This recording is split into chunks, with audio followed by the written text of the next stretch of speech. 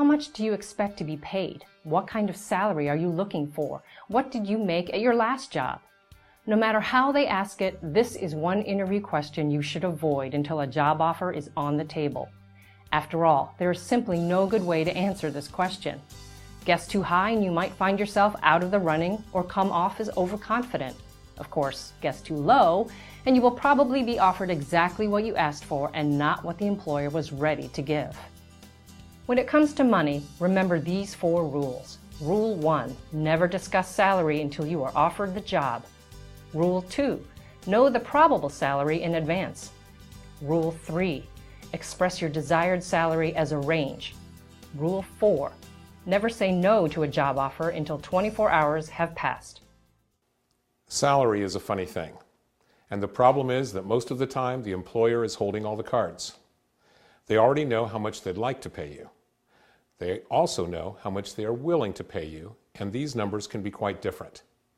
It's really your responsibility to come prepared, to have an idea of what they are going to say and have the confidence to negotiate for what you want. When it comes to salary negotiations, employers expect job seekers to ask for more money and to negotiate, especially if part of your job responsibility involves negotiation itself, because if you don't ask, then they'll think something is perhaps wrong with your skill set. So it's important to always ask and always negotiate. And then for the job seeker to go into the negotiations to expect a favorable outcome, you need to have certain expectations in mind, such as knowing exactly what you want and asking for it, while being flexible for perhaps asking for certain other things or making concessions, and knowing that they're going to give a little and so should you. So many people, when it comes to salary negotiations, really feel like, this is, the most scary part. And there is a little bit of fear involved in it because it has to do with your style of living. And so I remind people that when it comes to salary negotiations, it is just that. It is a negotiation. Very rarely do employers say, this is what I can pay you, boom, no discussion after that. They're expecting usually that you will come back with some sort of either a counteroffer or some sort of comment. They usually have a range that they're thinking of. So let's say if a position is in the $50,000 to $65,000 range, they know that and they've budgeted for that. And if they offer something that says, 50, and you say, great, I'll take it, but you have the value that would have warranted a $65,000, you just left $15,000 on the table. So how do you be able to go into that negotiation process feeling confident and ready for it? First, do your research. Salary information is actually fairly easy to come by. You can research national averages online through the Department of Labor, or you could use any number of reference books, such as the Occupational Outlook Handbook. Of course, you'll want to take into account what people in your area make. The average salary for an accountant in New York, for example, would probably be a lot higher than the salary for an accountant in New Mexico, where the cost of living is less. There are also salary calculators you can find online that will take into account the job you're applying for and the city that you're working in, and taxes and some other factors, and that will give you a more accurate estimate of what you can expect. Now, the best method of all would be to ask somebody who's doing that kind of work in your area, but people generally don't like to talk about how much money they're making. So instead you might name a figure and ask the person if that's realistic for somebody with your background. When you have an idea of what the job is likely to pay, you can then go in with a range in mind. Start with what you imagine the employer has in mind based on your research, and then bracket that with a number that is optimistic but reasonable.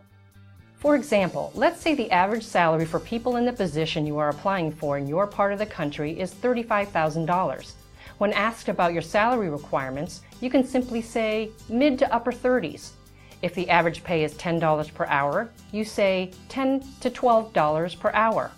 Although there is a chance you will be offered the lower figure, there is an even better chance the employer will try to compromise and offer a figure somewhere in the middle. If the number's not what you expect and the money is that important to you, you can always say no or make a counteroffer. Of course, there are many other parts of the compensation package that you might be able to negotiate as well. Most employers will budget little on salary or wages, but if they're set in stone, there are some other aspects of the job that might be negotiable.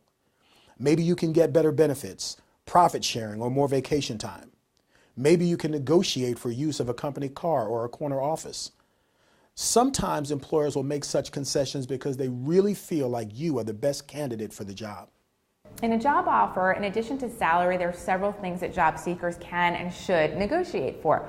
One of which could be a bigger title, a bigger office, flexible work arrangements where you're perhaps working from home certain hours of the week, more personal time, more benefits. And there are certain intangible things that really won't affect an employer's bottom line to keep you whole or equitable in comparison to the other people they're paying in your group. So it's important to ask for these things as well as getting them in writing before you accept the job. Some of the other things that people forget about when it comes to possibly negotiating salary would be things like their time off, maybe professional development. If they can find that they're going to be sent to several conferences that are going to total $5,000, $10,000, $15,000 worth of income to them, that's really going to benefit them as an employee, that can be woven into it. Some people get health and wellness kinds of benefits. Of course, compensation is only one piece of the puzzle. There are so many other aspects of the job to consider before accepting an offer. In fact, your interview provides you with a chance to really consider the job and the organization. If you ask good questions, you should have a better understanding of the job and its challenges and rewards. You will need that understanding as you move on to the final stage of the interview process.